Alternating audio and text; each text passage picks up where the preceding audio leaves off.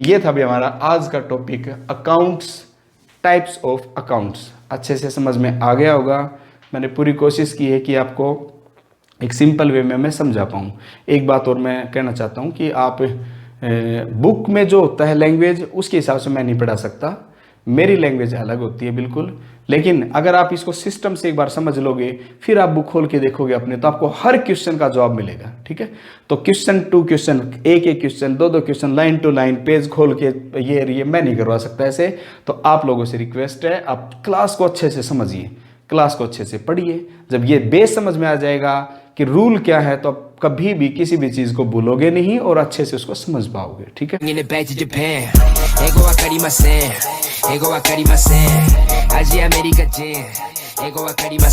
Good morning students, कैसे हैं आप? ठीक है, अभी 11th क्लास का टॉपिक चल रहा हमारा 11th क्लास। और 11th क्लास का हमने इससे पहले 2 क्लास हमने की हैं अकाउंटिंग इक्वेशन की। ठीक है, और अकाउंटिंग इक्वेशन में जो नेक्स्ट पार्ट है वो है rules of debit and credit. आप देखोगे अपनी बुक में तो ये आपके पास rules of debit and credit, debit और क्रेडिट करने के क्या नियम हैं, ये आपकी बुक्स में दिया हुआ है। लेकिन मेरा मानना ये है कि हम इसको करने से पहले हम उससे जो नेक्स्ट चैप्टर है हम इसको छोड़ देंगे। इससे जो नेक्स्ट चैप्टर है ये हमारे पास में डबल एंट्री सिस्टम, इसका मीनिंग क्या होता है ये मैंने आपको समझाया था। क्योंकि ये जो वाला पोर्शन अभी मैंने बताया रूल्स ऑफ डेबिट क्रेडिट, ये तब समझ में आएगा जब हमें ये पॉइंट डबल एंट्री सिस्टम के बारे में अच्छे से जानते हो। देखिए, डबल एंट्री सिस्टम, ये बात मैं आपको पहले भी बता चुका हूं। जब मैंने आपको अकाउंटिंग टर्म्स करवाई थी, मेरी बेसिक टर्म्स जब हमने की थी, उसमें मैंने बता दिया था आपको, एक बताया था सिंगल एंट्री सिस्टम और एक बताया डबल एंट्री सिस्टम। एक क्या बताया था, सिंगल एंट्री सिस्टम, और एक बताया था double entry system. Single entry system का तो मतलब होता है कि कोई भी हम ट्रांजैक्शन करते हैं उसकी सिंगल एंट्री कर दें, केवल एक ही एंट्री कर दें। इसका मतलब है कि केवल एक जगह पर एंट्री कर दें। ठीक है, double entry system, double entry system का मतलब है कि 2 जगह पे एंट्री कर दें। ये नहीं है कि एक ही ट्रांजैक्शन की 2 एंट्री कर दें, ये मतलब नहीं है डबल एंट्री का। डबल एंट्री का मतलब है कि एक ही ट्रांजैक्शन, सिंगल ट्रांजैक्शन तो होगी एक, लेकिन उसकी एंट्री हो जाएंगी डबल, उसकी ट्रीटमेंट हो जाएगा डबल, मतलब उसको 2 जगह पे लिखेंगे हम, समझ गए?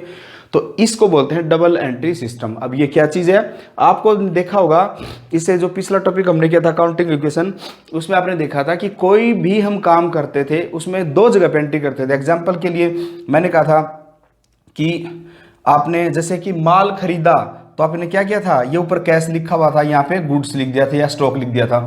स्टॉक आया तो प्लस कर दिया था और पैसा चला गया तो माइनस कर दिया था, किया था ना।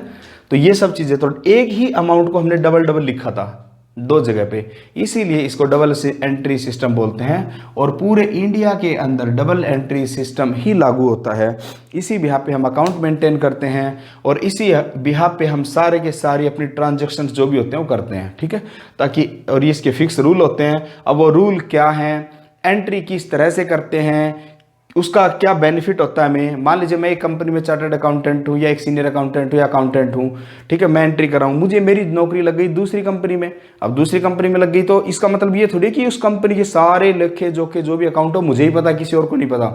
मैं चला जाऊंगा, कोई बात नहीं, मेरी जगह पे दूसरा बंदा आएगा, वो ट्रांजेक्शन शुरू कर देगा, क्योंकि रूल तो रूल है। अगर मान लीजिए 2 और 2 4 होते हैं, तो वो तो भैया पंचकुला में भी 4 होते हैं, दिल्ली में भी 4 होते हैं, चंडीगढ़ में भी 4 होते हैं, हिसार में भी 4 होते हैं, मुंबई में भी 4 होते हैं। सेम पैटर्न समझिए आप।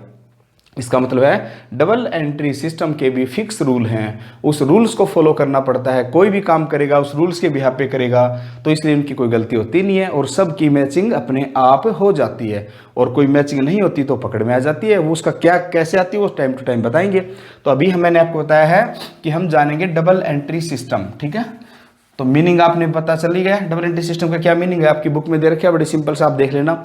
उसके बाद है कि डबल एंट्री सिस्टम को जानने के लिए हमें क्या देखना पड़ेगा कि types of accounts. Double entry का मतलब क्या हुआ कि एक ही ट्रांजैक्शन को हम 2 जगह पे लिखेंगे, तो कोई तो रूल होंगे। वो रूल क्या है, उस रूल को जानने से पहले आपको खातों के बारे में जानना पड़ेगा। ठीक है, टाइप्स ऑफ अकाउंट, ये कौन से अकाउंट हैं? ये हमारी बिजनेस के अकाउंट्स हैं, ना कि बैंक के अकाउंट। जैसे हम करंट अकाउंट, सेविंग अकाउंट, उनकी बात नहीं कर रहे हैं हम बात कर रहे हैं बैंक के, अपने बिजनेस के कितने प्रकार के खाते होते हैं। तो आज की पूरी कंप्लीट जो हमारी क्लास है ये इस टॉपिक पे चलेगी कि खाते कितने प्रकार के होते हैं और इनके क्या रूल हैं और इनको किस तरह से डेबिट और क्रेडिट किया जाता है। समझ गए? तो करें स्टार्ट। ठीक है, देखिए आपके बिजनेस में जितनी भी ट्रांजैक्शन होती हैं उसके टोटल 4 पार्ट्स होते हैं। ये मैं कई बार बता चुका हूं आपको। क्या क्या पॉइंट होते हैं? बताया कि 4 भाग होते हैं। एक होती है हमारी एसेट्स होती है, ठीक है, एक हमारे पास लाइबिलिटी होती है, एक हमारे पास इनकम होती है और एक होता है एक्सपेंडिचर, ठीक है, एक्सपेंसेस। इसके अलावा हमारे पास कोई भी कुछ नहीं होता। एक और लगा लो साथ में, कोई इनकम, कोई व्यक्ति होता है, ठीक है, पर्सन। कौन होता है? पर्सन, कोई व्यक्ति, ठीक है। अब आपको ये देखना, बड़े इजी वे में समझा रहा हूं कि आपको किस तरह से देखोगे इन एसेट्स क्या है। ये सारी बातें हम कर चुके हैं पहले जब हमने बेसिक टर्म्स की थी, फिर भी एक बार रिपीट कर रहा हूं मैं। एसेट्स का मतलब क्या? कभी भी आपको किसी भी चीज को देखिए, ये फीलिंग आई मन के अंदर कि ये चीज मेरी है और इसकी कीमत इतनी है, मैं इतने का मालिक बन गया, ठीक है। इसका मतलब क्या हुआ कि उस मालिक के अंदर ये अपनापन आए कि मैं इसका मालिक हूं, ये चीज मेरी इतने रुपए की है, समझ लेना, वो एसेट्स है। जैसे क्या क्या हो गया वैसे एसेट्स में? जैसे मान लीजिए कि फर्नीचर हो गया, ठीक है, जैसे मान लीजिए प्लांट हो गया, जैसे बिल्डिंग हो गई, ठीक है, जैसे कैश का बैलेंस हो गया हमारा, जैसे बैंक का बैलेंस हो गया हमारा, ठीक है। समझ में आएगी बात? तो इस तरह से सारे के सारे पॉइंट क्या है? ये एसेट्स हैं, क्योंकि हमारे मन में आती है ये चीज मेरी है, इतने रुपए की है। तो लायबिलिटी क्या है? लायबिलिटी का नाम जैसे ही लेंगे हमारे माइंड में किसी भी पॉइंट को लेकर एक फीलिंग सी आएगी। क्या फीलिंग आएगी? ये फीलिंग आएगी ये इतना पैसा है इसकी कीमत और ये पैसा हमें देना है किसी को, तो इसका मतलब लायबिलिटी है। एग्जांपल के लिए, बैंक से तुमने लोन ले रखा है, ठीक है, जिसकी कीमत 1 लाख रुपए है, तो दिमाग में क्या है? बैंक को लोन देना पड़ेगा, तो ये लायबिलिटी है। समझिए, मैं ये पॉइंट देसी हिसाब से बता रहा हूं आपको ताकि आपको रट्टे ना लगाने पड़े। माइंड में सोचना कि ये पॉइंट है क्या, अपनापन लगे, उसकी वैल्यू नजर आए कि मैं इतने का मालिक हूं, समझ लेना एसेट्स है, ठीक है। और जब यू फील आए कि इतने की वैल्यू है, ओहो ये तो पेमेंट करनी पड़ेगी, इसका मतलब वो लायबिलिटी है, ठीक है। जैसे बैंक लोन हो गया, ठीक है। और देखिए इनकम का आपको पता ही है, जो भी पैसा आपको कमाओगे, एक्सपेंस जो खर्च होगा। अब मैं पर्सन की बात करता हूं, ठीक है। पर्सन क्या है? पर्सन किसको शामिल करेंगे? पर्सन में एसेट्स भी हो सकती है, लायबिलिटी भी हो सकती है। कैसे? अब कोई पर्सन, एक राम नाम का आदमी है और एक मान लीजिए अजय है, ध्यान से देखिए। अब राम, जैसे तुम बोलते हो राम, तो दिमाग में आती है कि राम से तुमने पैसे लेने हैं, हमारे से माल लेके गया था तो पैसे लेने हैं, इसका मतलब तुम क्या करोगे? उसे 50,000 रुपये मिलने, तुम कहोगे ले भी 50,000 रुपये वहां से मिलेंगे, इतने के मालिक हो रहे हैं हम, मतलब आई ना भाई एसेट्स वाली फीलिंग। तो इसका मतलब राम क्या? तुम्हारी एसेट्स है। और इस राम को हम क्या बोलेंगे? डेटर। क्या बोलेंगे?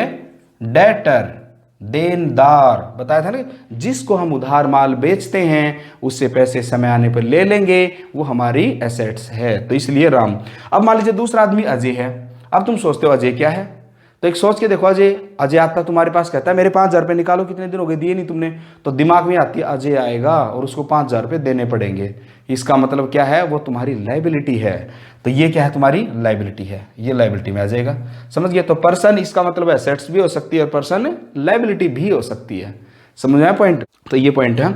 अब अजय क्या तुम्हारे पास में? यहाँ पे अजय तुम्हारे पास यहाँ पे क्रेडिटर है, लेनदार है, पैसे लेगा तुम्हारे पास में, तो ये तुम्हारी लायबिलिटी होगी। क्लियर है पॉइंट?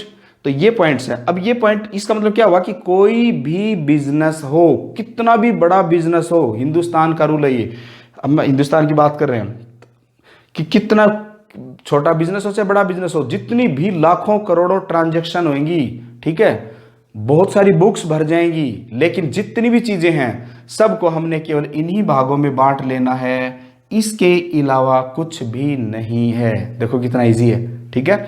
और इन चीजों को बांटने के बाद में जैसे हम किसी को नाम लेंगे, फिर हम देखेंगे कि एसेट्स है या लायबिलिटी है, इनकम है या एक्सपेंडिचर है या कोई पर्सन है, हमें पता चल जाएगा, क्योंकि हमने रूल सीखे हुए हैं कि भाई पर्सन है तो डेबिट होगा कि क्रेडिट होगा, एसेट्स के रूल क्या है, लायबिलिटी के क्या है, इनकम के क्या है, एक्सपेंसेस के क्या है।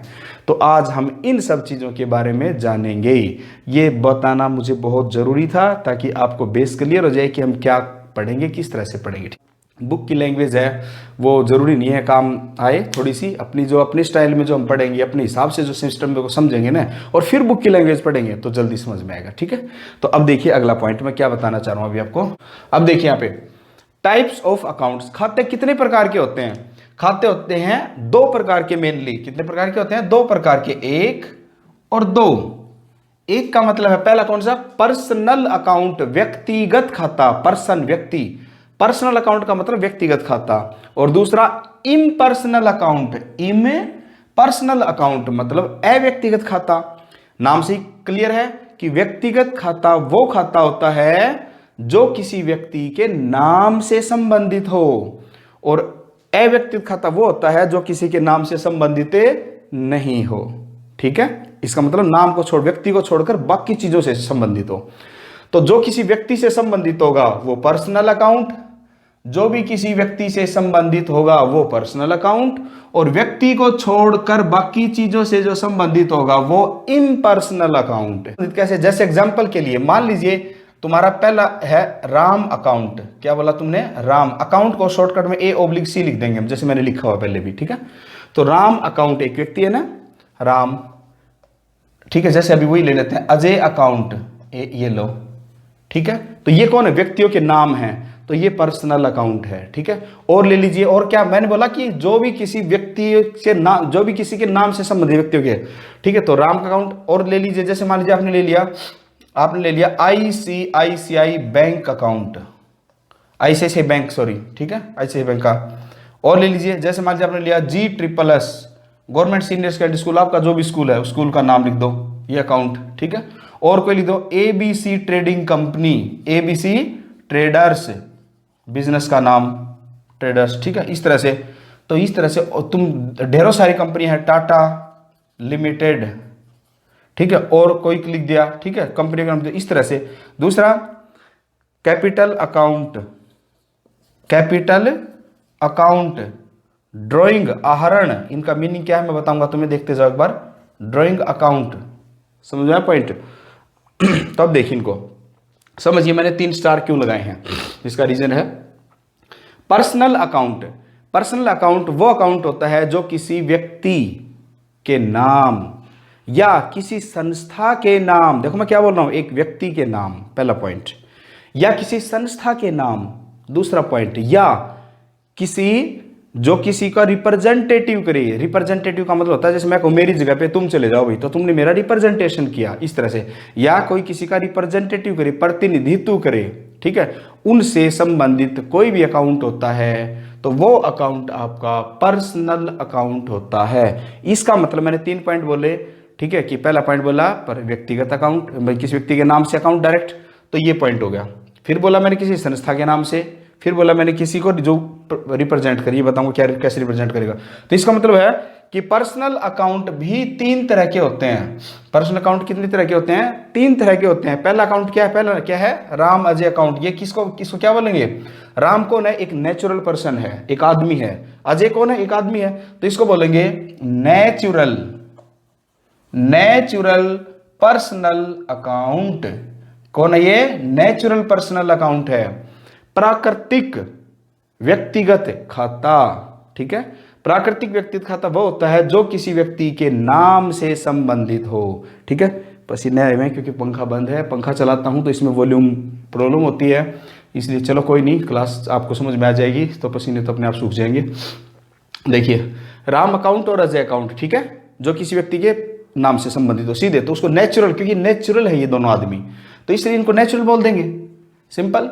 अब आ जाइए किसी संस्था के नाम, ICICI बैंक का नाम हो गया, कोई government senior secondary school Panchkula, ABC traders limited, Tata limited, TCS limited, और दुनिया भर के हैं। ठीक है, हुंडई लिमिटेड, और रोड पे कितनी सारी दुकानें देखते हो तुम।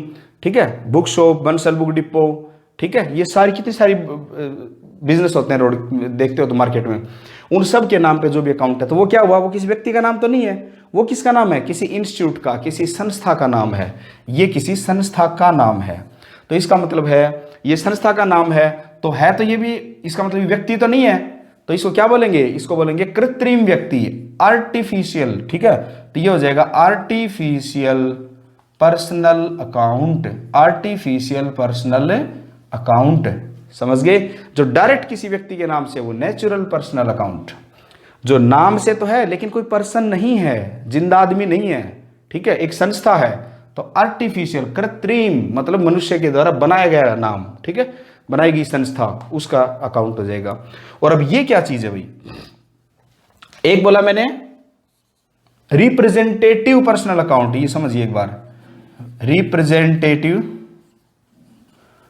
रिप्रेजेंटेटिव पर्सनल अकाउंट, इसका मतलब क्या होता है,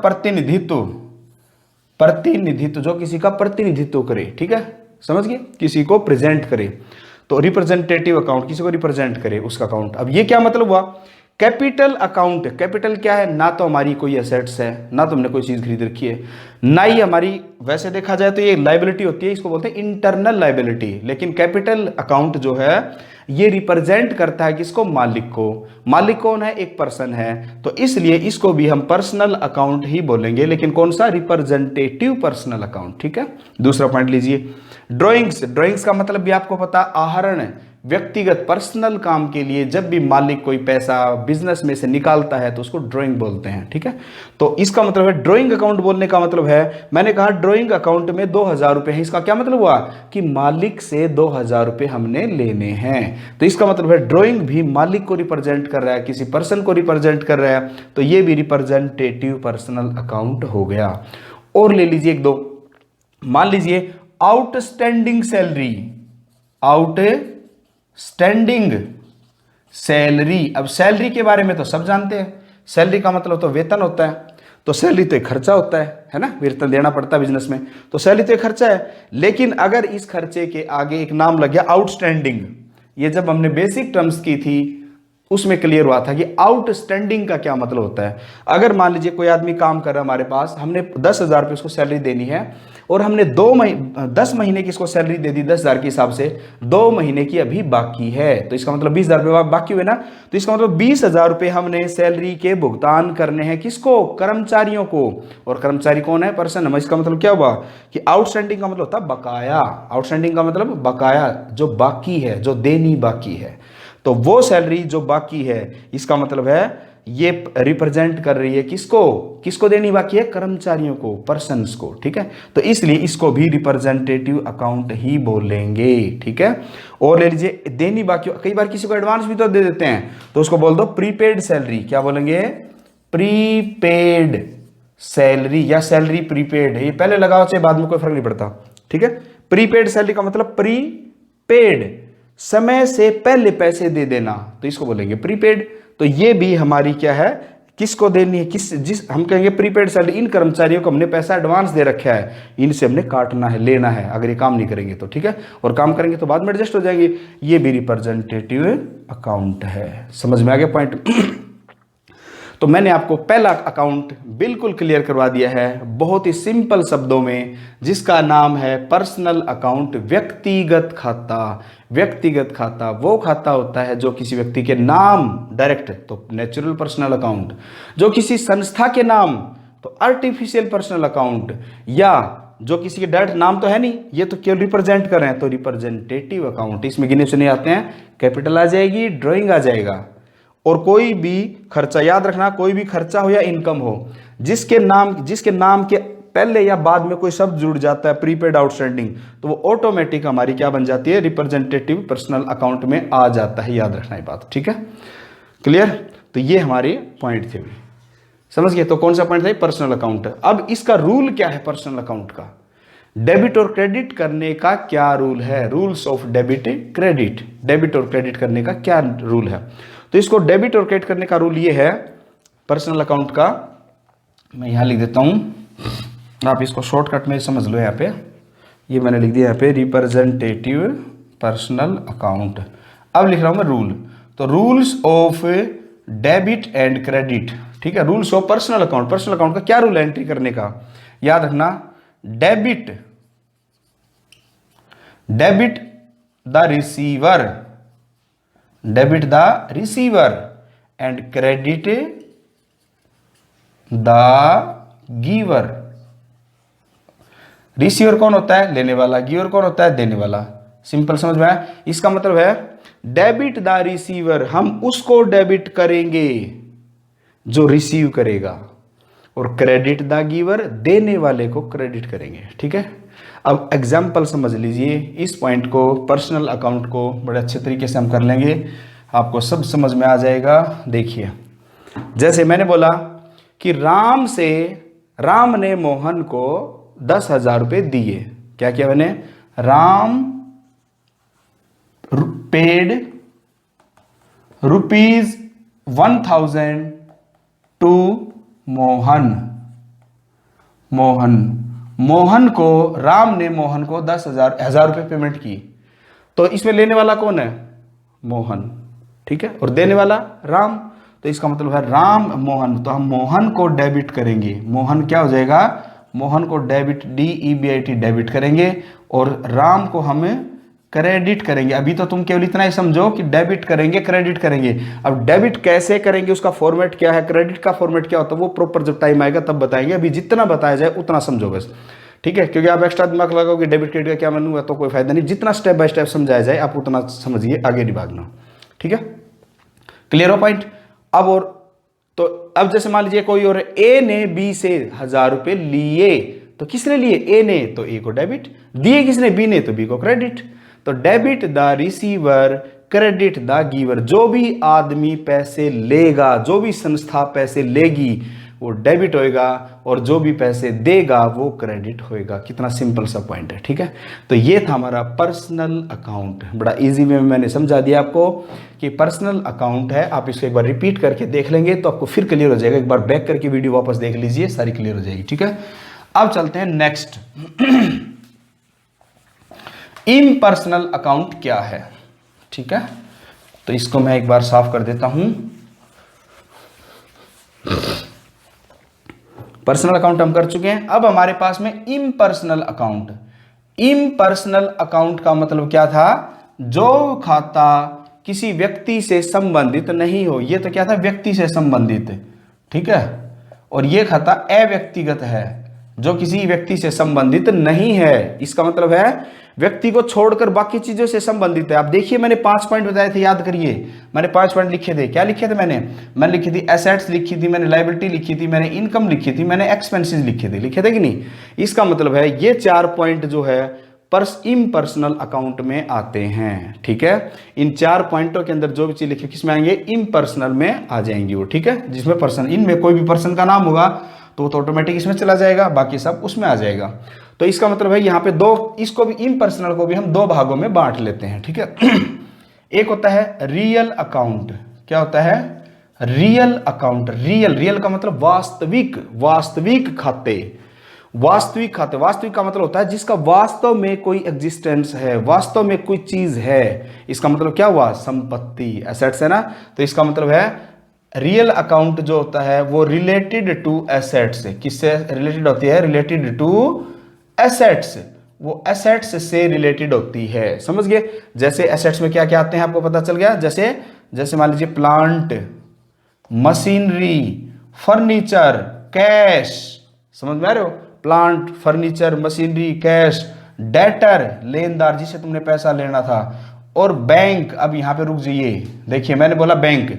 अब याद रखना, बैंक एसेट्स होती है ना, लेकिन बैंक कभी भी रियल अकाउंट नहीं होता। याद रखना, ये बात मैंने इंपॉर्टेंट आपको बता दी है। ठीक है, बैंक एसेट्स होती है लेकिन रियल अकाउंट नहीं होती।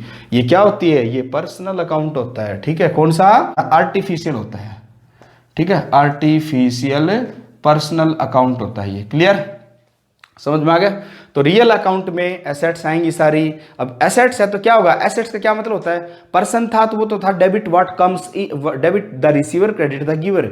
डेबिट उसको करेंगे जो लेगा, क्रेडिट उसको करेंगे जो देगा। अब एसेट्स कोई आदमी तो है नहीं, ये तो क्या होगा? एसेट्स तो या तो आएगी या जाएगी, 2 ही बातें होंगी, या तो चलेगी या आ गई। तो इसका मतलब है इसका जो रूल है, इसका रूल क्या आ जाएगा? इसका रूल बनेगा डेबिट व्हाट कम्स इन, जो भी आएगा उसको डेबिट कर दो, and credit what goes out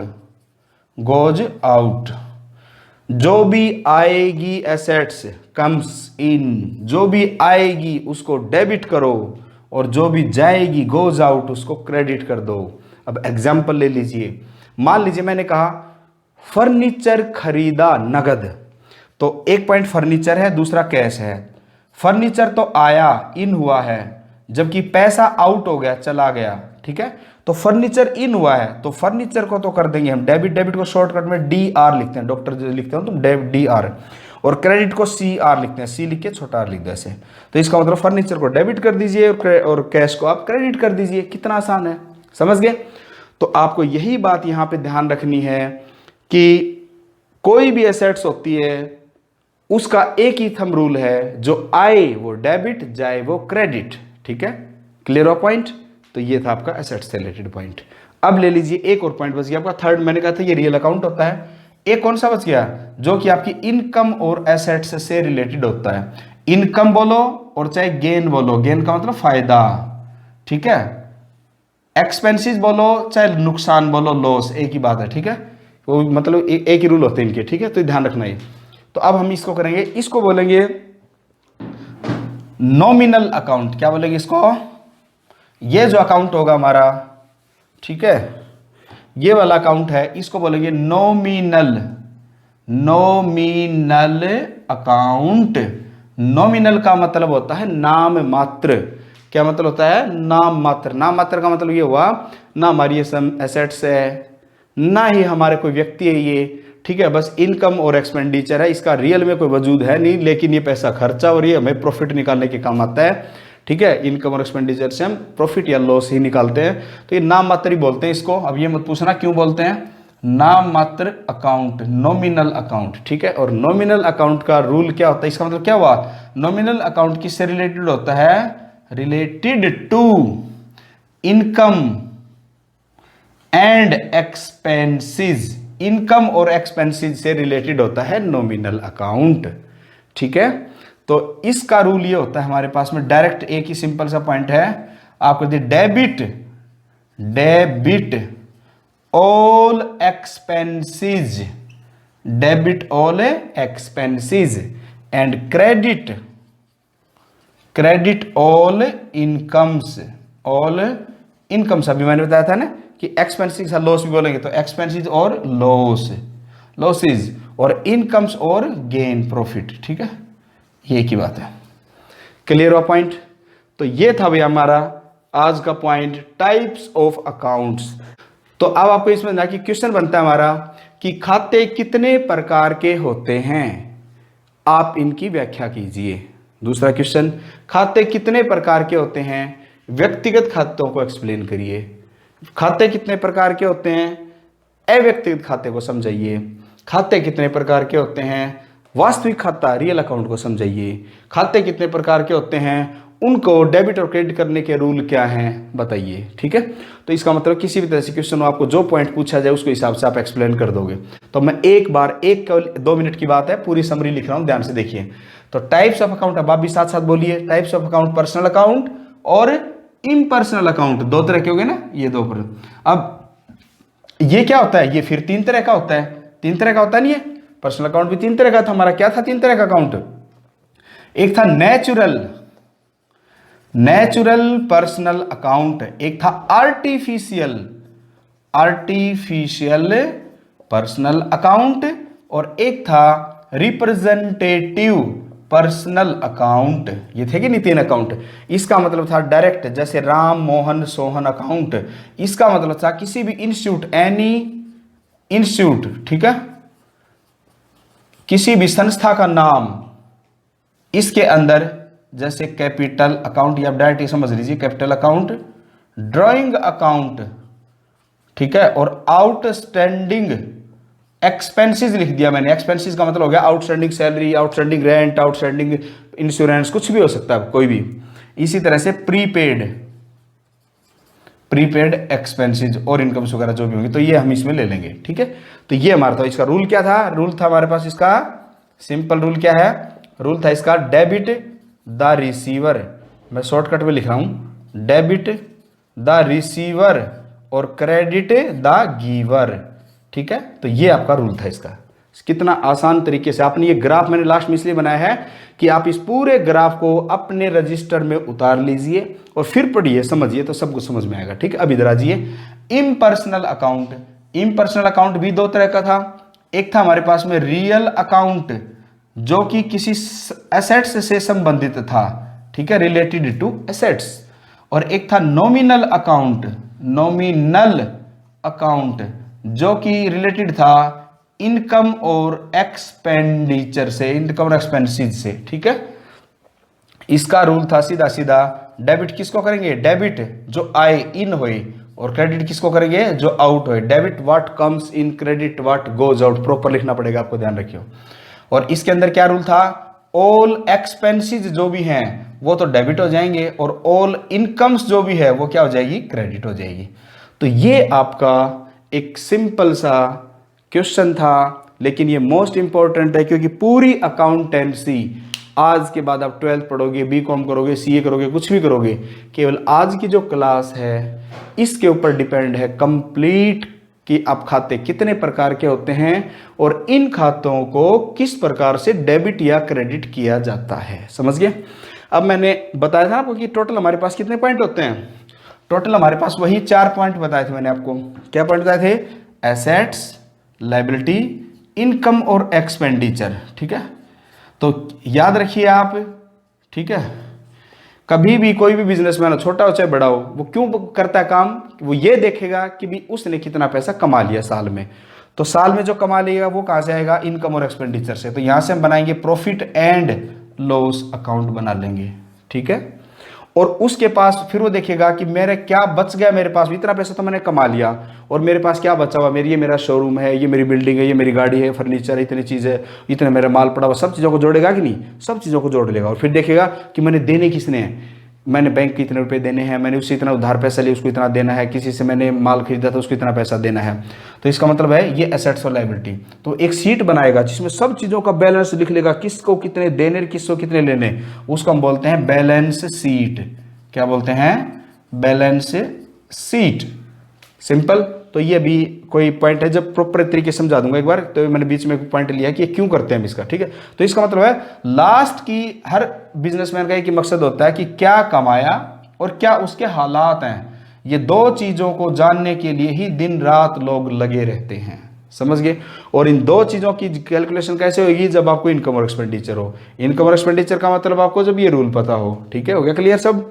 और एसेट्स और लायबिलिटी बैलेंस शीट कब बनेगी, जब आपको एसेट्स पता हो कि किसको डेबिट करना, किसको क्रेडिट करना।